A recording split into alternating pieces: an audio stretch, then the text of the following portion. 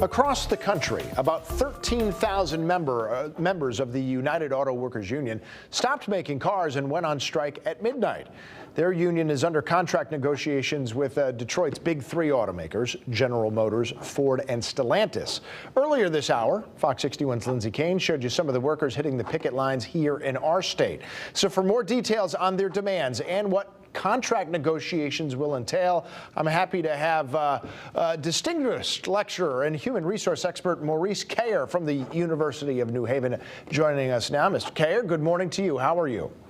Great. Glad to be here. Thank you. And glad to benefit from your knowledge here. Our understanding is that this is the first time in the 88-year history of the union that it walked out on all three of those companies at the same time. Normally, they would just strike against one, get a new contract, and then use that for contract talks with the other two companies. So, first of all, why the change, and how is that going to change the negotiating terms? Yes, well, you've said it well. They've used that pick a company first, and then get them to go on their hands and knees, and then model that for the other big two or big three companies. So they're doing this now because they feel they have a lot of leverage. There's a tight labor market in the U.S., and the automakers are flush with cash and profits. The UAW, United Auto Workers Unions, feel that executives have been squirreling away a lot of that money, engaged in stock buybacks and so on. So they feel that this is a way to target all three at the same time, although you might call it kind of a soft start. There's a belief fairly widely held that it's not going to be protracted months, for example. It's going to likely be settled in weeks. And this is a soft start. If there's not much progress between management, the automakers, and the UAW negotiators, they're going to ramp it up. It's going to spread to some other plants as well. But at least they have a foot in the door now, and they could use that to monitor their negotiations. Yeah, it seems like they're taking the incremental approach, but instead of just doing it one automaker at a time and trying three strikes to get three chances at incremental gains, now they're just incrementally ratcheting up the pressure. Like you said, maybe starting to target more specific plants and areas first and adding others later.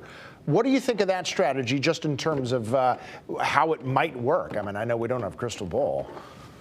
Well, it spreads the pain a little bit, right?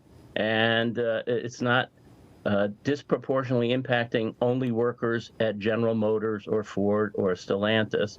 So it has that going for it. In other words, it has broader support among the UAW members, which is something that they have to be concerned about, Yeah. And the UAW members are more likely to say, yeah, let's proceed. We're behind you. Right.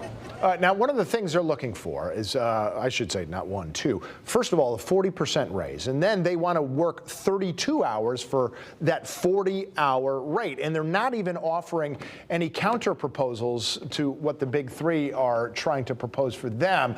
So normally, sometimes you wind up with an out there starting point, and the idea is to negotiate back. But if they're not counter negotiating, is that a feasible position for them to be taking? Well, it's still, we've only begun the strikes. It's only happened. And as I heard one picketer say this morning, you know what? We ask for the world and we settle on a country.